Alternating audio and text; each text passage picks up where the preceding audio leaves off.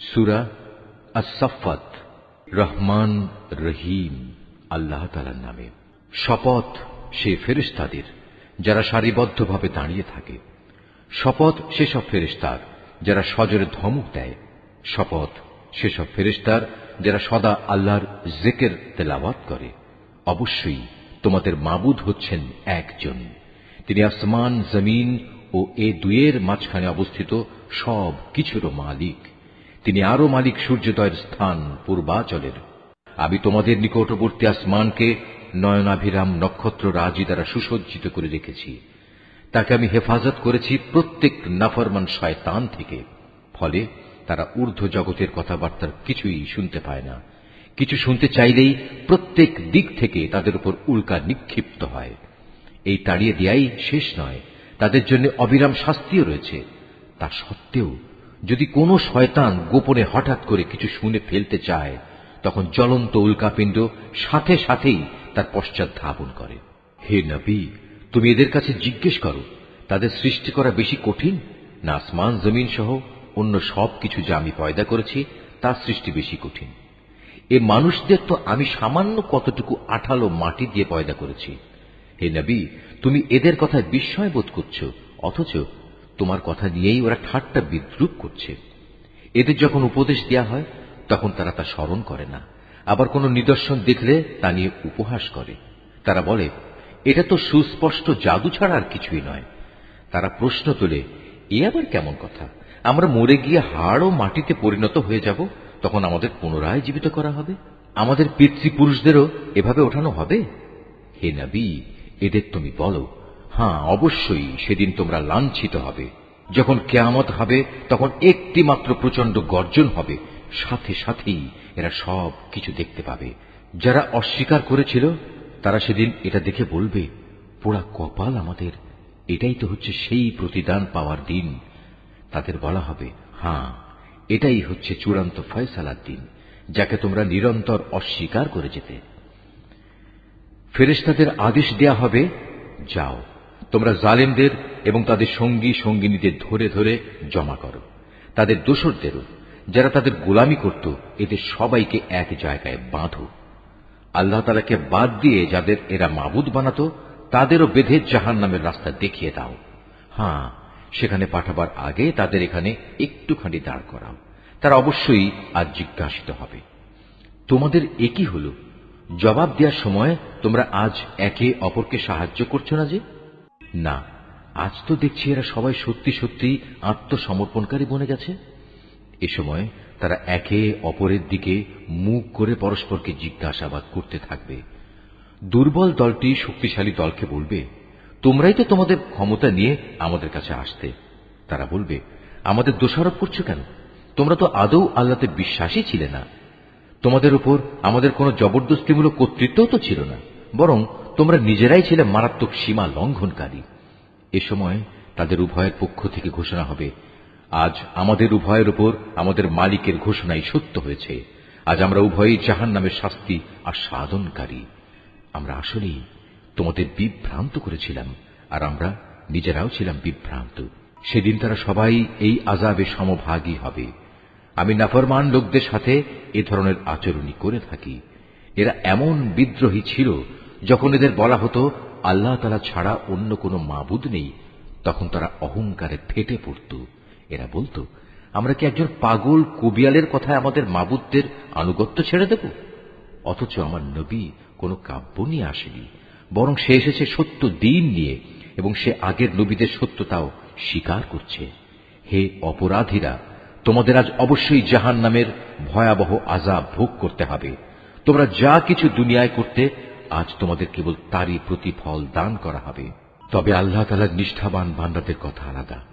তাদের জন্য আল্লাহ তাআলার সুনির্দিষ্ট উত্তম রিজিকের ব্যবস্থা থাকবে, থাকবে রকমারি ফলমূল। তদুপরি তারা হবে মহা সম্মানে সম্মানিত। নিয়ামতে ভরপুর জান্নাতে তারা অবস্থান করবে।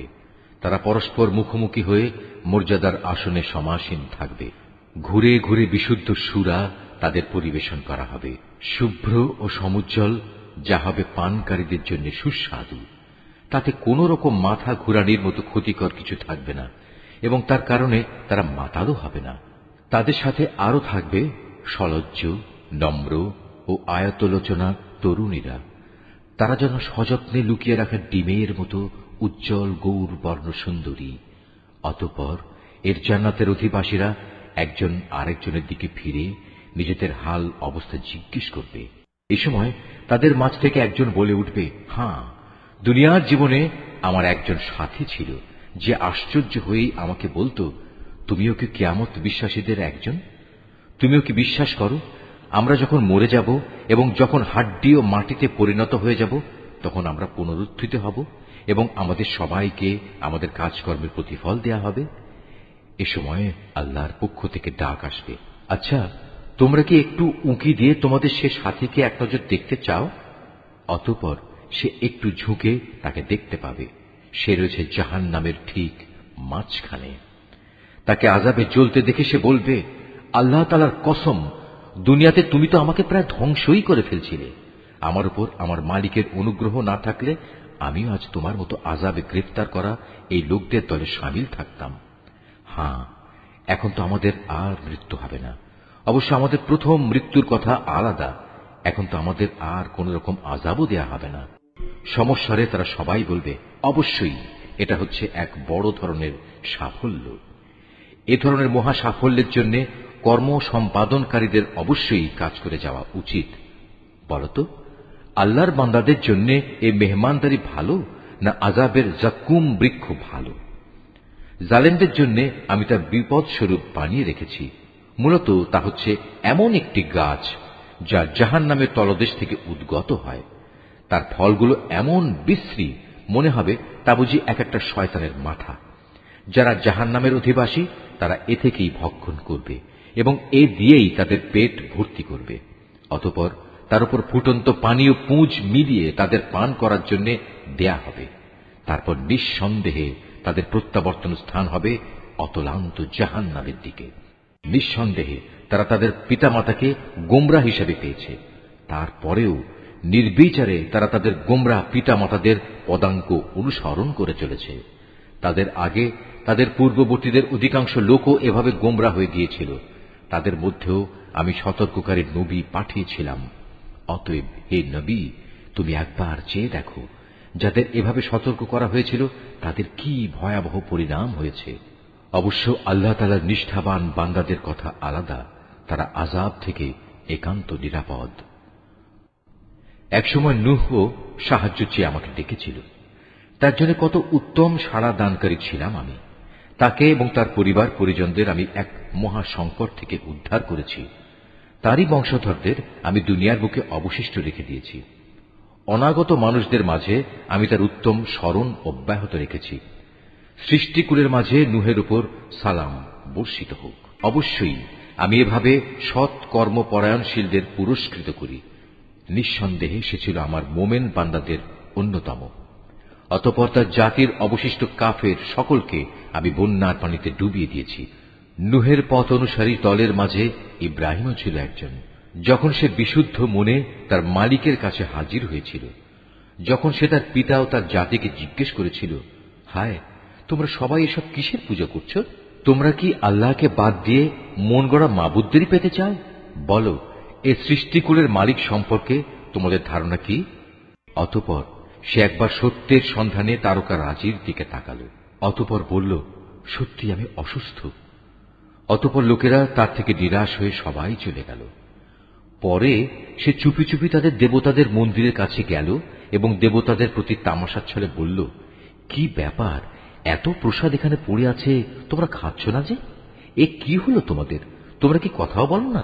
অতঃপর সে ওদের উপর সবলে আঘাত হানল। লোকেরা যখন এটা শুনল, তখন তারা দৌড়াতে দৌড়াতে তার দিকে ছুটে এলো। তাকে এ বিষয়ে জিজ্ঞেস করলে সে বলল, তোমরা কি এমন কিছুর পূজা করো যাতে তোমরা নিজেরাই পাথর খোদাই করে নির্মাণ করো, অথচ আল্লাহ তাআলাই তোমাদের সৃষ্টি করেছেন এবং সৃষ্টি করেছেন তোমরা যা কিছু মাবুদ বানাও তাদেরও?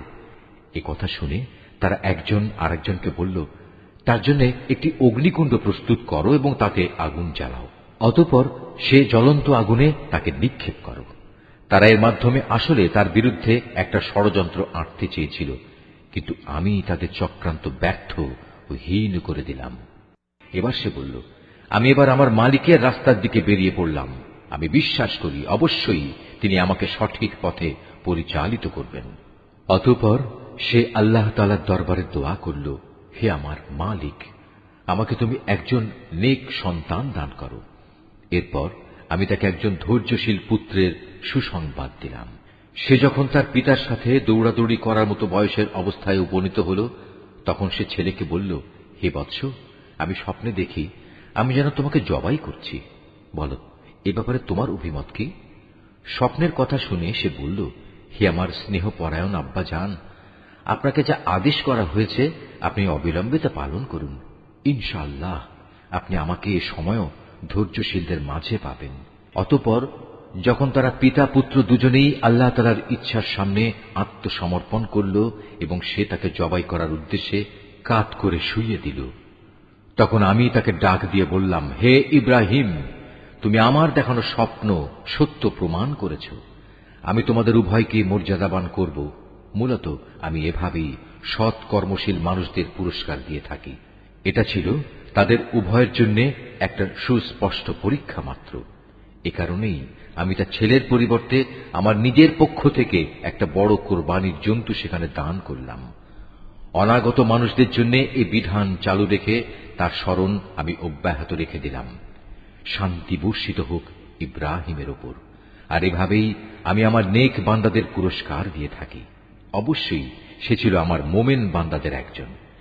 কিছুদিন পর আমি তাকে এ মর্মে ইসহাকের জন্মের সুসংবাদ দান করলাম যে সে হবে নবী ও আমার নেক বান্দাদের একজন।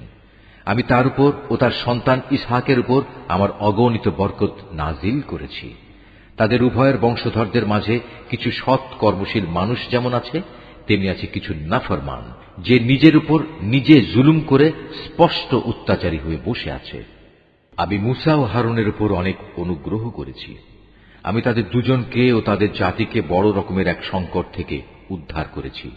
আমি ফিরআউনের মোকাবেলায় তাদের প্রভূত সাহায্য করেছি, ফলে এক পর্যায়ে তারা বিজয়ীও হয়েছে। আমি তাদের উভয়কে বিশদ গ্রন্থ তাওরাত দান করেছি।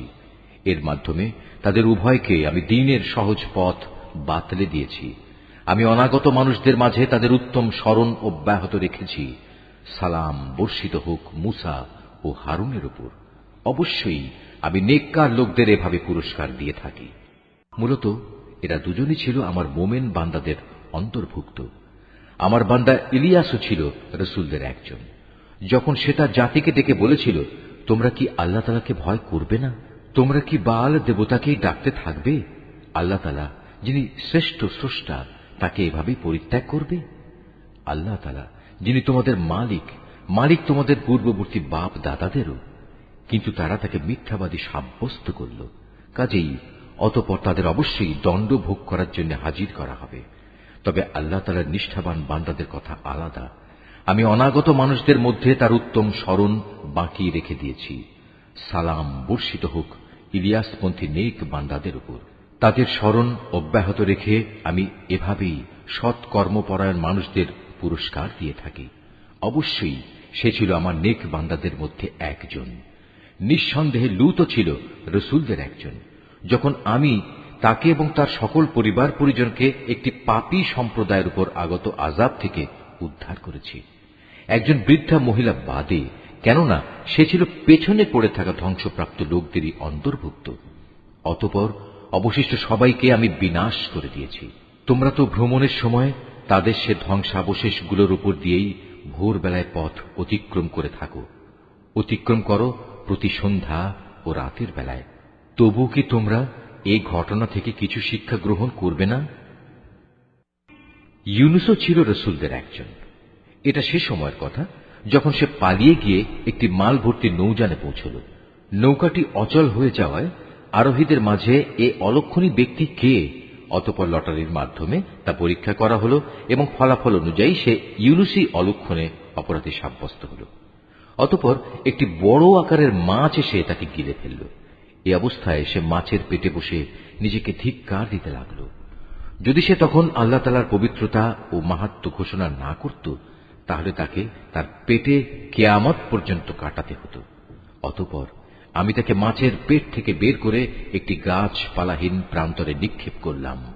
এ সময় সে অসুস্থ হয়ে পড়েছিল। সেখানে তার উপর ছায়া দান করার জন্য আমি একটি লতা বিশিষ্ট লাউ গাছ উদ্গত করলাম। অতঃপর তাকে আমি 1,00,000 লোকের জনবসতির কাছে নবী বানিয়ে পাঠালাম। বরং এ সংখ্যা অন্য হিসেবে ছিল আরো বেশি। এরপর তারা তার উপর ঈমান আনল। ফলে আমিও তাদের একটি সুনির্দিষ্ট সময় পর্যন্ত জীবন উপভোগ করতে দিলাম। হে নবী, এদের তুমি জিজ্ঞেস করো, তারা কি মনে করে তোমাদের মালিকের জন্য রয়েছে কন্যা সন্তান আর তাদের জন্য রয়েছে সব পুত্র সন্তান? আমি কি ফেরেশতাদের মহিলা করে বানিয়েছিলাম এবং বানাবার সময় তারা কি সেখানে উপস্থিত ছিল? সাবধান, তারা কিন্তু এসব কথা নিজেরা নিজেদের মন থেকেই বানিয়ে বলে। আল্লাহ তাআলা সন্তান জন্ম দিয়েছেন, আসলে ওরা হচ্ছে সুস্পষ্ট মিথ্যাবাদী। আল্লাহ তাআলা কি ছেলেদের উপর অগ্রাধিকার দিয়ে নিজের জন্য কন্যা সন্তানদের পছন্দ করেছেন? এ কি হলো তোমাদের? কেমন অর্থহীন সিদ্ধান্ত করছো তোমরা? তোমরা কি কখনোই কোনো সদুপদেশ গ্রহণ করবে না? অথবা আছে কি এর পক্ষে তোমাদের কাছে কোনো সুস্পষ্ট দলিল প্রমাণ?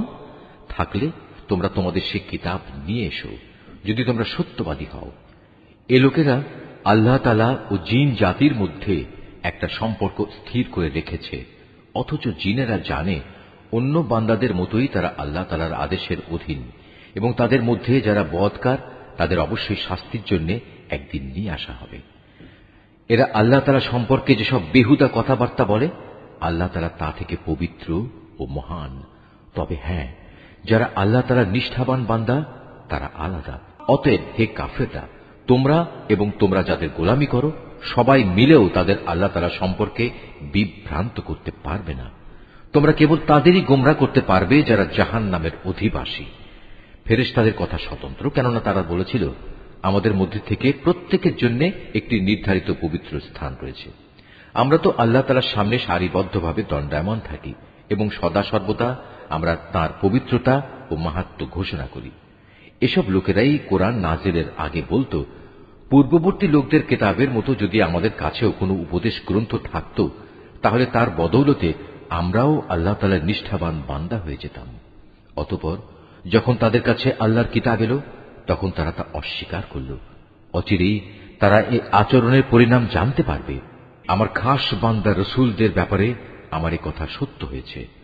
তারা অবশ্যই সাহায্য প্রাপ্ত হবে এবং আমার বাহিনী সর্বশেষে বিজয়ী হবে। অতএব হে নবী, কিছু কালের জন্য তুমি এদের উপেক্ষা করো। তুমি তাদের অবস্থা পর্যবেক্ষণ করতে থাকো। অচিরেই তারা বিদ্রোহের পরিণাম দেখতে পাবে। এরা কি তাহলে সত্যি আমার আযাব ত্বরান্বিত করতে চায়? এর আগে যাদের এভাবে সতর্ক করা হয়েছিল, তাদের আঙিনায় যখন শাস্তি নেমে এলো, তখন গজব নাজিলের সে সকালটা তাদের জন্য কত মন্দ ছিল। অতএব হে নবী, কিছু কালের জন্য তুমি এদের উপেক্ষা করো। তুমি শুধু ওদের পর্যবেক্ষণই করে যাও। শীঘ্রই ওরা সত্য প্রত্যাখ্যানের পরিণাম নিজেরাই প্রত্যক্ষ করবে। পবিত্র তোমার মালিকের মহান সত্তা। তারা তাঁর সম্পর্কে যা কিছু অর্থহীন কথাবার্তা বলে, তিনি তা থেকে পবিত্র, অনেক বড়, সকল ক্ষমতার একক অধিকারী। অনাবিল শান্তি বর্ষিত হোক রসুলদের ওপর।